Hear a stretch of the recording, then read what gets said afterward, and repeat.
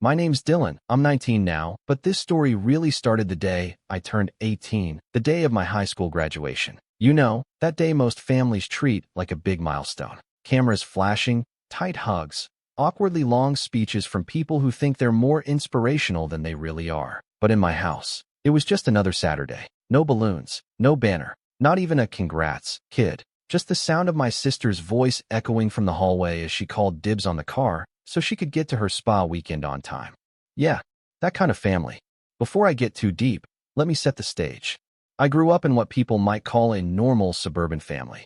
Mom, dad, and one sibling, my younger sister Lily, who's 2 years behind me. To most people, we probably seemed like your typical family. Dad works in insurance. Mom runs a home baking side hustle she swears is going to take off any day now. And Lily? Well, Lily has been the center of attention since the day she was born. She wasn't always this spoiled, I don't think. Or maybe I just didn't see it when I was younger. I remember birthdays where we both got gifts, even if it wasn't my birthday. She'd cry if she didn't get a present when I did. So Mom would wrap up something small to keep the peace. I didn't mind at the time. I thought that's just how things worked. But then came the little things, the way she could interrupt me at dinner without being told off, the way she always got the front seat, even when I asked first, or the time she crashed my bike and I got blamed because I should have locked it up.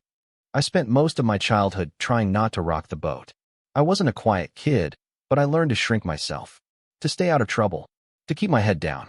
I figured if I didn't make waves, they'd eventually notice me for being the easy one, the responsible one.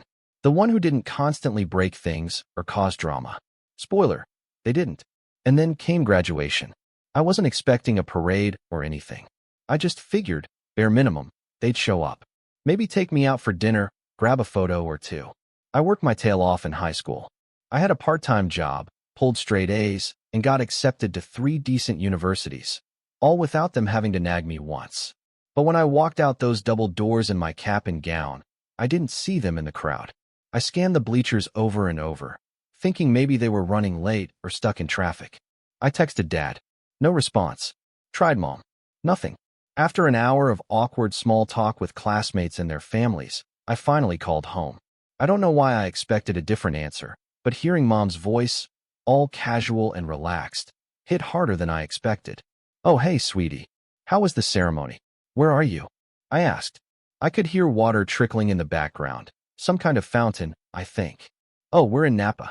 We booked Lily a spa weekend for her birthday. Her skin's been flaring up from stress, and, well, you know how important it is for her to feel confident. I stood there in the school parking lot, still in my gown, holding my diploma in one hand and my phone in the other, trying not to let my voice crack. But it's my graduation. There was a pause on the line, just a second or two, but long enough for me to hear her shuffle, maybe putting her mimosa down. Then she said, "We didn't think it was a big deal. You're not even doing a speech or anything, right?" I didn't respond. I just hung up. I wasn't angry, not yet. I was numb. It felt like all the oxygen had been vacuumed out of the world. I sat on the curb for a while, watching as classmates hugged their parents, posed for selfies, celebrated their big day. I just sat there, trying to process the fact that my own family prioritized exfoliation and aromatherapy over one of the biggest days of my life. That night, I ate leftover pizza alone in my room while Lily posted selfies in a fluffy white robe, hashtagging blessed and self-care queen. I muted her stories. For the next few weeks, I didn't say much. I went to work. I packed for college. I acted like everything was fine. But something shifted that day. Something permanent. A quiet, heavy crack formed in the foundation of how I saw my family. It wasn't just disappointment. It was the realization that I was never going to be the priority. Not unless I made myself one. Fast forward a year. I'd been away at college for 2 semesters. Got a scholarship, found a group of friends, and for the first time in a long time, I felt like I mattered. Like I had a life that didn't revolve around being someone's afterthought. I still called home now and then, mostly out of habit or guilt. The conversations were short, mostly about how Lily was adjusting to adulthood and how she's just got so much potential. Apparently, she was prepping for her own college move.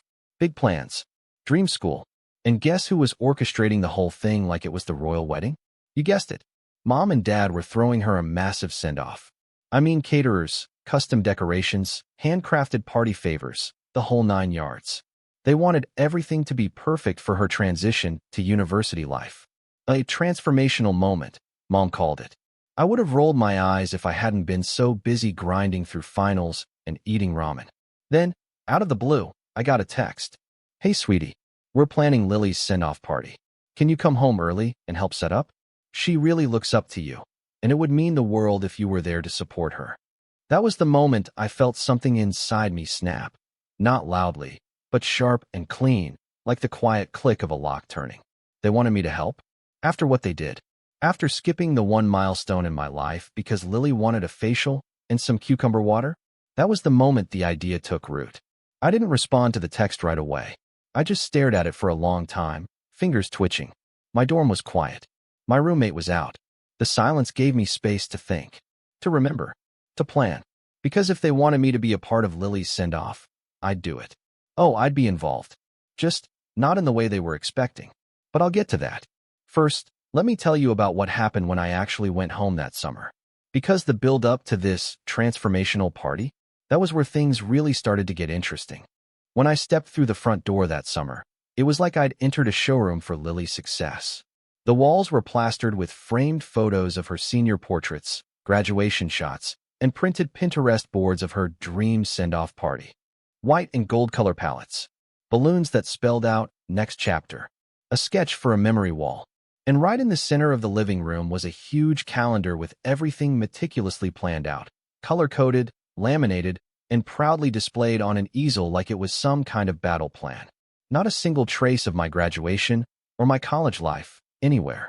I dropped my duffel bag by the stairs. Hey, I'm home, I called out. Mom walked in from the kitchen carrying a tray of lavender cupcakes and gave me a distracted smile. Hi, sweetie. Oh, good, you're early. We could really use your help. These cupcakes were supposed to have edible glitter, but Lily didn't like the texture. She leaned in for a quick side hug, then disappeared back into the kitchen without asking how my year went. No, how were finals? Or how's the dorm? Not even a we missed you. Just glitterless cupcakes. And Lily? She didn't even come downstairs until dinner. I didn't expect a hug, but I figured I'd at least get a hey. Instead, she shuffled into the dining room like she was gracing us with her presence, eyes glued to her phone, her hair wrapped in one of those fancy towel turbans. She plopped into the seat next to Mom and muttered, I'm starving. Did you make the roasted veggie bowl like I asked? Mom practically leapt up. Yes, just finishing the tahini drizzle now. Dad chuckled from his usual seat. You've got us all working like a five-star restaurant, kiddo. I sat across from her, silently chewing a piece of bread I'd buttered myself. Nobody had asked what I wanted. Nobody had even said, welcome back. I forced a smile. So, how was your senior year? She blinked at me like she didn't even recognize my face. Oh, good, I guess. I got into Robridge. You know that. Yeah, I know. Congrats. She nodded, clearly bored already. It's not even that hard to get into. I only applied to, 3 schools. Dad grinned. Still, we're proud of you. First one in the family to go to a top 10 university. I choked slightly on my water. Oh, what? He waved his hand like it wasn't a big deal. You know what I mean. Prestige-wise. I mean, your school's solid, but Robridge has history. It's the real deal. I stared at him. My GPA had been higher than hers.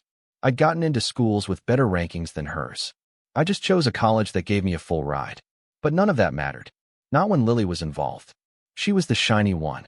The investment. The golden child. I spent the next week quietly enduring every task they threw at me. Running errands, taste-testing vegan snacks, folding hundreds of tiny paper cranes for aesthetic. No one asked what I wanted to do before I went back. They just handed me lists and assumed I'd comply. I was a background character in Lily's movie. One night, while sorting through a box of decorations in the garage, I found something that made my throat tighten. My high school diploma. Still in the cardboard envelope it came in. Unopened. Unframed. I held it in my hands for a long time, just staring at it. No one had even bothered to look at it, let alone hang it up. Meanwhile, Lily's B- chemistry project was framed above the fireplace like it was a Nobel Prize. That night, I didn't sleep. I laid in bed, staring at the ceiling, listening to the faint hum of Lily's music upstairs. That was the first time I truly felt like I didn't belong. Like I was just a placeholder between Lily's milestones. The final straw came 3 days before the party. I was in the kitchen making myself a grilled cheese when I overheard Mom and Lily talking in the hallway. "She's not going to like the surprise," Lily said, her voice low and whiny. "She'll love it," Mom replied. "And it's the perfect opportunity to show how strong she's become. It's closure. What if she cries or something? I don't want drama at my party. She'll be fine. It's not about her, anyway." I stayed frozen by the stove, ears burning. When they left, I snuck out into the living room and checked the master event list again, looking for anything labeled surprise. There it was. Saturday, 4 p.m., special tribute. No details, just a gold star next to it. I didn't know what it was, but I had a sick feeling in my gut. The next day, I got my answer. Dad pulled me aside while I was restringing lights around the backyard pergola. "Hey, Dylan, can I ask you for a favor?" I nodded slowly. "Sure. We want you to do a little speech during the tribute part of the party. Nothing big, just a few words about Lily. You know, something sweet. Make it emotional." My stomach dropped. "Why me?" He clapped a hand on my shoulder. "Because you're her big brother. You've always been the stable one. You've got that calm presence. Plus, she really looks up to you." I wanted to laugh, or scream, or throw the spool of lights into the pool. But instead, I asked, "And this is the big surprise?" He nodded. "Yeah, that, and the slideshow." I narrowed my eyes. "Slideshow? Photos from her childhood. You'll love it. There's even a picture of the two of you on your first day of school." I'd seen that photo. She was front and center, holding a glittery sign. I was half-cropped out of the frame, mid-blink. I nodded numbly and finished the lights. Then I walked straight upstairs to my room and locked the door. That night, I sat on my bed with my laptop open, fingers hovering over the keys. I knew what I had to do. Not out of spite. Not even out of revenge, not yet. But because I had reached the breaking point. The moment you realize you're never going to get what you want from certain people. So you stop waiting. You stop hoping. And you start making your own way. They wanted a tribute? I'd give them something to remember. But first, I needed a plan. The next morning, Lily knocked on my door. "Hey, can you help me figure out the table layout? Mom's losing her mind." I opened the door just wide enough to see her. She was in a silk robe again, sipping some kale-colored smoothie. "Actually," I said, voice even, "I was thinking I'd surprise you too." Her eyes lit up. "Seriously? OMG, is it, like, a gift or something?" I smiled. "Something like that." She clapped her hands. "Yes. Finally. You're not as boring as I thought." That comment used to sting. Now it just rolled off. I let her skip back downstairs while I grabbed my laptop and got to work. Over the next 48 hours, while the house buzzed with party prep and frantic last-minute Target runs, I was busy contacting vendors. I cashed out my savings from my campus job, called in a few favors from classmates who owed me, and quietly booked something Lily had mentioned at least 20 times over the last year, her dream venue. A rustic barn-turned-event space about 20 minutes from town. She wanted to use it for her party, but Mom said it was too pricey and unnecessary. So I rented it, and I had no intention of inviting her. But we'll get to that. Because the final push, the moment that truly set the stage, came the night before the party, when I caught Lily talking to her friend Kendra on speakerphone in her room. I wasn't snooping. Her door was half open, and I was walking down the hall when I heard my name. "He's being weirdly helpful this week," Lily said, giggling. "Like, I thought he was going to be all moody or whatever, but he's actually trying." Kendra laughed. "Isn't he? Like, super lame though?" "Oh, totally. He's like a sad golden retriever. You pat him on the head, and he does whatever you want. Honestly, I kind of feel bad for him." I stood frozen, just out of sight. Then Lily said something that made my jaw tighten. "Mom said he might be moving back home after college to help with the house while I'm at school. Can you imagine? Like, EW. He'll probably live in the basement and do taxes or something." They both held with laughter. That was it. No more playing the good brother. No more quiet acceptance. I had spent my entire life swallowing my own needs so Lily could shine, and all they saw me as was backup. A fallback plan. A convenient extra set of hands. But not this time. This time, I was going to be center stage. And when the day came, I made sure everyone would see exactly who Lily and my parents really were. The morning of Lily's send-off party arrived like any other overhyped family event. Chaotic, loud, and filled with the smell of burning toast because Mom insisted on making breakfast special.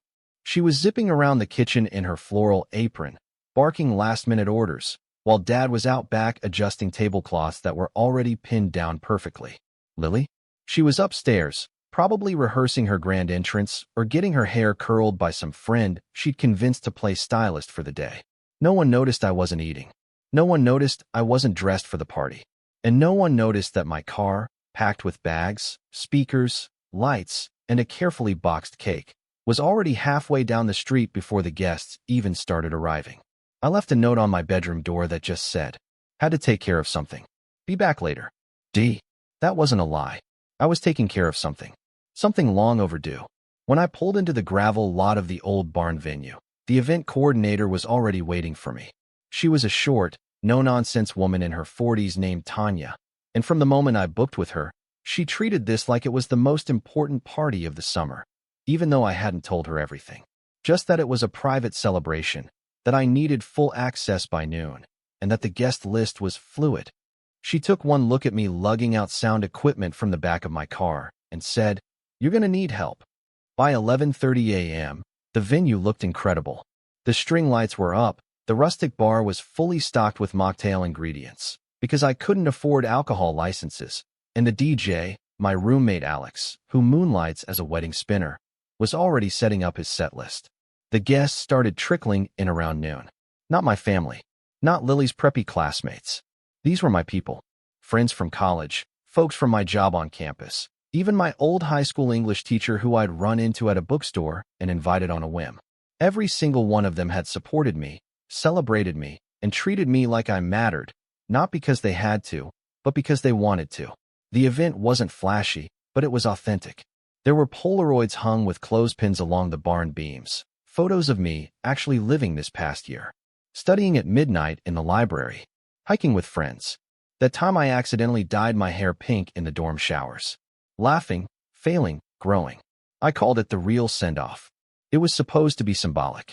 A way to close the chapter on the version of myself that bent over backward for people who never saw me as more than a convenient footnote. But the truth is, I wasn't prepared for what came next.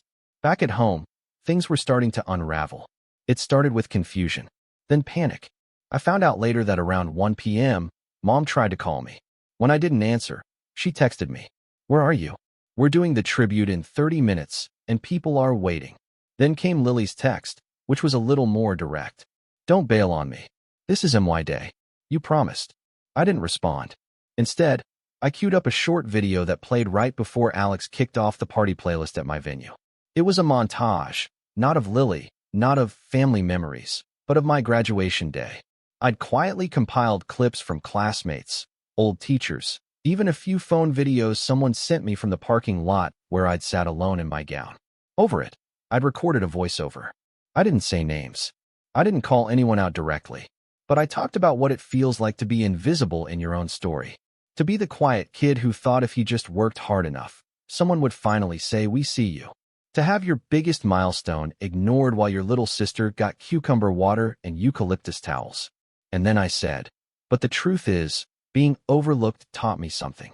It taught me how to stop waiting for permission to be proud of myself. That was the moment the room got quiet. Afterward, the music started, the lights dimmed, and we danced. Not to impress anyone, not for social media, just because we were free. But freedom, it turns out, comes with a cost. When I got home later that night, the house was dead silent. I walked in through the side door and found the living room looking like a war zone. Half-deflated balloons littered the floor. Plates with untouched hors d'oeuvres sat on the table. One of the banners had fallen, slumped like it had given up halfway through cheering. And there, in the center of the room, was my mother, sitting on the couch, arms crossed, mascara smudged. "Do you have any idea what you've done?" she asked, voice cold. I didn't answer right away, just closed the door behind me and set my keys down. "You humiliated us," she said, rising to her feet. "People were asking where you were. Your father had to stall. And then Lily. Lily had a panic attack during the tribute because you didn't show up." "Good," I said quietly. Her jaw dropped. "Excuse me." She deserved to feel what I felt a year ago. "You're being cruel." "No," I said, stepping forward. "I'm being honest. You didn't come to my graduation. You left me standing alone in a parking lot so Lily could get a mud wrap and some lemon water. And now you want me to dance around her party like it didn't happen. She needed that weekend. She was under stress. So was I. I was graduating, Mom. And none of you cared. Not even a picture frame. Nothing. She stared at me like she didn't recognize me. Maybe she didn't. Maybe I was changing too fast for her to catch up. Then Dad came downstairs. He looked tired. Deflated. I saw your little video, he said. Real nice. Playing the victim. It wasn't about you, I said. It was about me.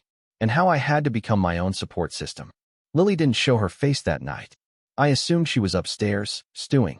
The next morning, I left before sunrise. That should have been the end of it. But life doesn't let you cut ties that easily. Especially not with family. The fallout came fast. Lily posted a long Instagram story calling me toxic and jealous, claiming I ruined her special day and turned her friends against her.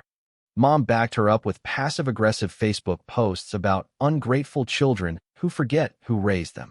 Even some extended relatives chimed in, telling me I'd gone too far. I ignored it all, not out of spite, but because I was done defending myself to people who never listened in the first place. I threw myself into college, picked up more hours at work, got promoted to student lead, even started tutoring on the side to save up. Every dollar I earned was mine. Every late night in the library, every essay, every shift, it all belonged to me. No more invisible victories. But the emotional weight? That took longer to shed. There were nights I still wondered if I'd gone too far. If maybe, somehow, I was the bad guy. That guilt they'd always been so good at planting. It lingered. Like smoke in a sweater. One night, a few months after everything, I was sitting on a bench outside the campus library when my phone buzzed. A text. From Tanya, the venue coordinator. Hey, just wanted to let you know, we've gotten 3 booking requests from people who said they saw your party and loved the vibe. One even asked if you'd be willing to help plan theirs. You have a gift, Dylan. I stared at the screen, stunned. A gift. I'd never been called that before. The next day, I printed out flyers and posted them around campus. Need help planning an event? Let's talk. And just like that, something started. Small at first. Birthdays, graduation dinners, open mics. But each one felt like a step forward. Like I was reclaiming something. Not just my time, but my worth. For the first time in my life, people were coming to me.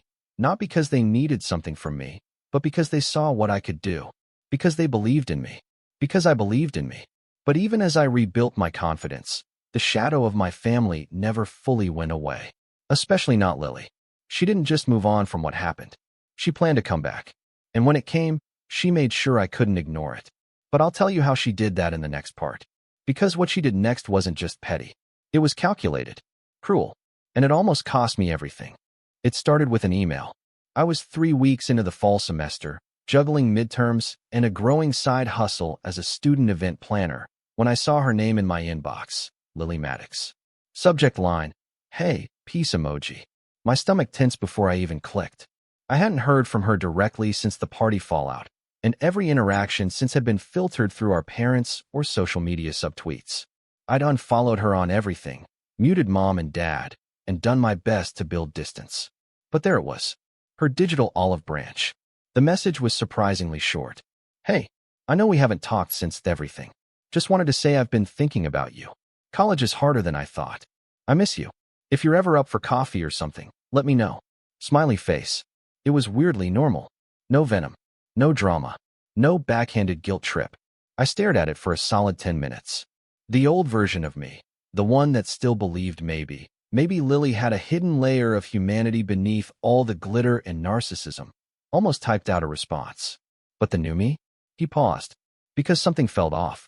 Still, curiosity got the better of me. I didn't respond right away, but I did a little digging. I still had a few mutuals who followed her on Instagram, and while I couldn't see her posts directly anymore, I saw what others were tagging her in. And that's when I found it.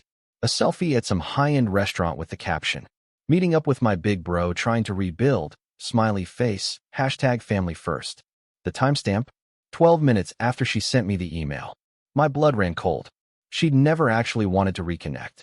She just needed the image of reconciliation. It was all fake. And I almost fell for it. I didn't respond to her email. Didn't say a word. But I did start thinking. Because if Lily wanted to play games, I was finally ready to play back. Except this time, I wasn't just reacting. I was planning. The turning point came a week later, during a campus event planning mixer hosted by the student union. I was there handing out flyers and talking with local vendors when I noticed a familiar name on the guest list. Robridge Event Society. Lily Maddox, president. I blinked at the little badge sitting on the registration table, her name printed in a fancy serif font like she'd earned it.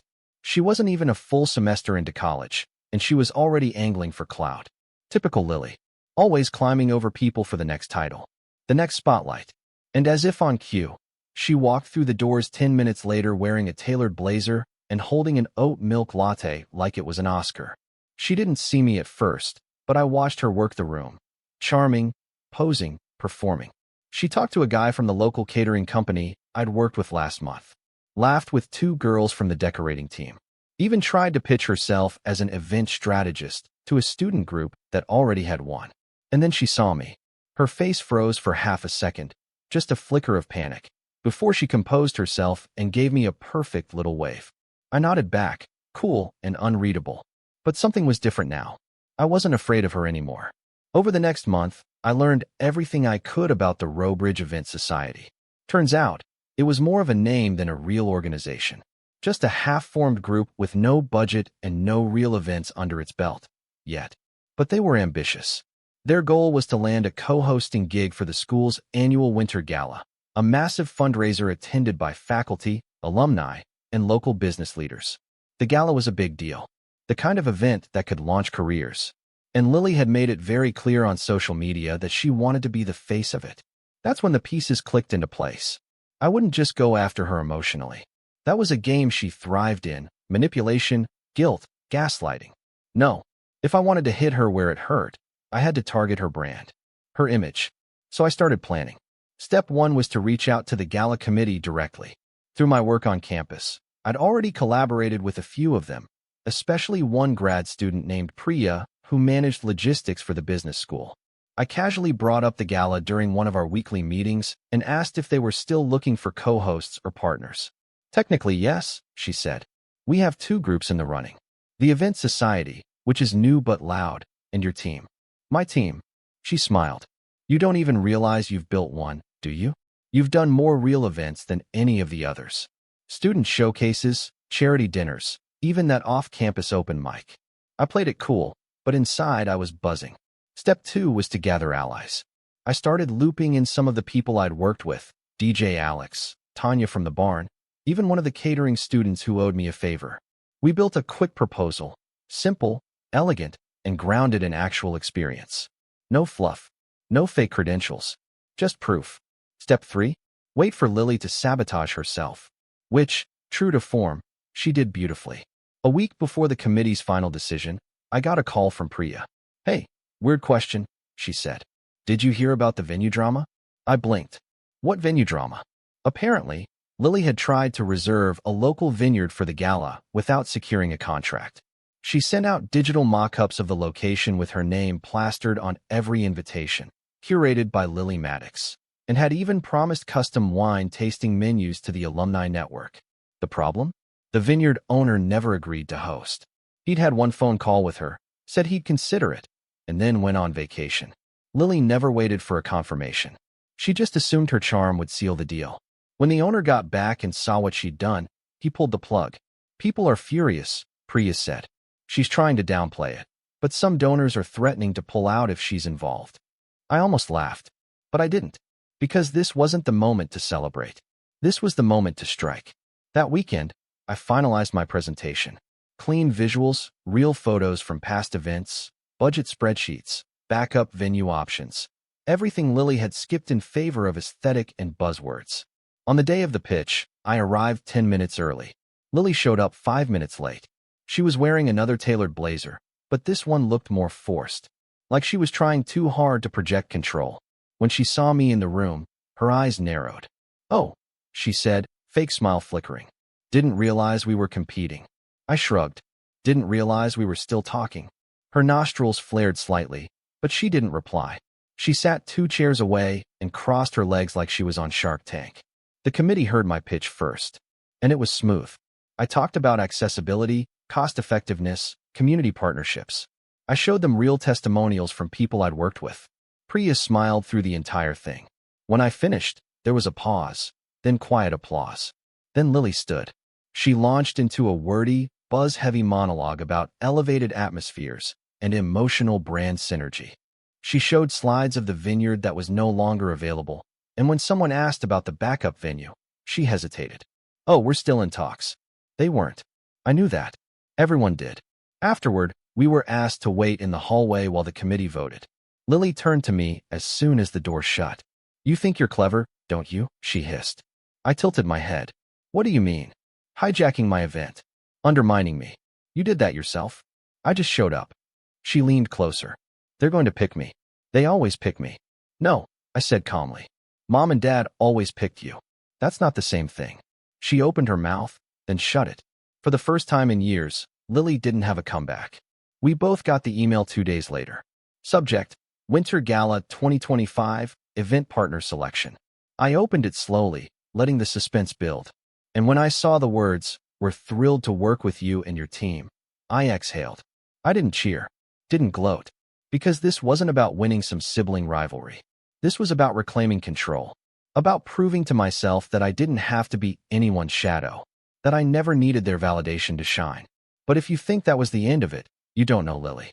Because after that loss, she went quiet. Too quiet. And that's when I knew she was planning something. Something bigger. And far more personal. She disappeared for 2 weeks. No texts. No emails. No social media posts. Not even one of her cryptic, healing-era updates or manicured flat-lay brunch photos. It was like Lily had ghosted the planet. Which, in her world, only ever meant one thing. She was plotting. And I'd be lying if I said I wasn't nervous. She didn't lose often, and when she did, she never took it gracefully. But there was something different this time. A silence too sharp to ignore. I kept waiting for the blow to land, for her to throw me under some digital bus, spread rumors, stage another reconciliation post that made me look cold or bitter. But nothing came. Until it did. And when it did, it nearly cost me everything. It started with a phone call from Tanya, the barn venue coordinator who'd helped me throw the send-off party months ago. I hadn't spoken to her in weeks. We'd exchanged thank yous and parting emails, but she had moved on to other clients, and I had been buried in gala logistics and classwork. Her voice was tight when I answered. "Dylan, did you authorize this refund request?" My heart jumped. "What refund?" "Someone called this morning claiming to be you. Said the deposit from your party last summer was accidentally billed twice, and they needed the overcharge returned to a new account." I blinked. "What?" "I didn't process it," Tanya said. "It didn't sit right. The guy sounded rehearsed, too pushy. And he couldn't confirm your last payment method. But he gave your name. Full name. And he said he had permission to act on your behalf." I sat down hard. "Did they give you a name?" I asked. She hesitated. "No. Just said they were your assistant." I thanked her, hung up, and sat there, numb. Because I knew exactly what this was. This was Lily's revenge. Not with fire or drama or chaos. But something quieter. Smarter. Scarier. She was trying to unmake my reputation, piece by piece, from the shadows. Discredit me with vendors. Undermine my work. Whisper about my dishonesty, just enough to leave a stain that would spread. And if Tanya hadn't trusted me, it might have worked. But I wasn't going to let her win. Not this time. I started pulling strings. First, I contacted every vendor, every partner, every client I'd worked with over the last year. I told them what happened. Shared screenshots, receipts, anything to prove I wasn't behind it. Most of them believed me. A few were wary. But no one outright cut ties. Still, the damage was done. There were murmurs now. Doubts. And that was enough to light the fire under me. Because I realized something. I'd spent so much time building my own path, proving I didn't need validation, that I forgot how powerful it is to expose people on their own terms. So I started digging. Not to retaliate. Not yet. But to understand. To track the roots of what Lily had become, and find the one thread I could pull that would unravel everything. And eventually, I found it. It came from a freshman named Hallie. We met during a joint student-run event where she volunteered as a photographer. Sweet kid, nervous energy, always carrying a massive Canon camera like it was a baby. We grabbed coffee afterward to talk photos for the gala site, and halfway through, she blurted, "You're Lily's brother, right?" My stomach tightened. "Yeah. What?" Her eyes went wide.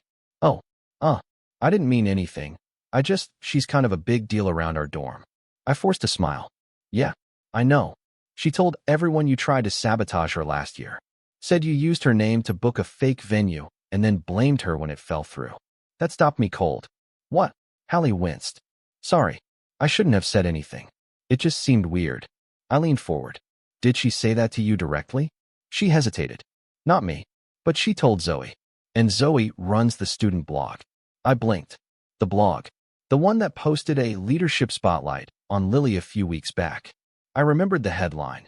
Young visionary to watch. How Lily Maddox is redefining campus events. It hadn't even mentioned the venue debacle. I thanked Hallie and walked back to my apartment with one thought echoing in my head. She's rewriting the story. She wasn't just smearing me. She was polishing herself, editing out the failures, reframing the mess-ups, turning every loss into a misunderstood moment of genius. And worst of all, people were believing it. But what Lily didn't understand was that the more you twist a story, the more fragile it becomes.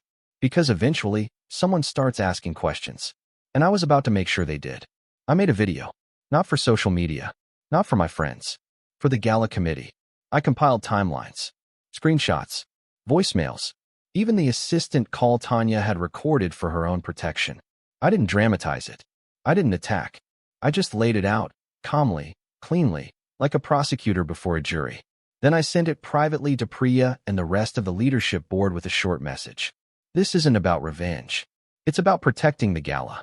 I trust you to make the right decision. And then I waited. I didn't have to wait long. 2 days later, I got an official email. The committee has decided to remove all association with the Rowbridge Event Society from gala planning efforts, effective immediately. And then, in a separate message, a text from Priya. We saw everything. Thank you for being honest. You've got our full support. I exhaled for what felt like the first time in months. But it wasn't over. Not until Lily knew she couldn't touch me anymore. The final act came by accident. Or maybe fate. A week later, I was back at Tanya's venue helping prep for a small winter wedding when I saw her again. Lily, standing outside in the gravel lot, arms folded, talking to someone on the phone in a sharp, agitated whisper. I ducked back behind a parked catering van and listened. I had the gala, she was saying. I had the narrative. And now everyone's acting like he's some underdog savior. No, I don't know how he pulled this off. It doesn't matter. I'll find something else. Another headline. Then she laughed bitterly. He thinks he's better than me now. Just wait. He's not done paying for that party. My jaw clenched. She hadn't learned a thing. So I stepped out.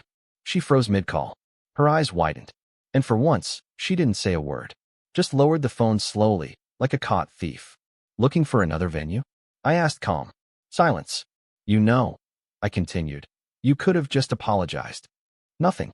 And if you ever want to try again, like, really try, maybe start by telling the truth. She stared at me, then scoffed. Don't act like you're some hero, Dylan. You just got lucky. No, I said, taking a step closer. I just stopped playing by your rules. And then I turned around and walked inside. I didn't look back. The gala was a success. Clean, elegant, packed with students and donors. We raised twice the expected goal, and 2 local companies reached out afterward asking to collaborate on future events. My name wasn't on any banners, but I didn't need it to be.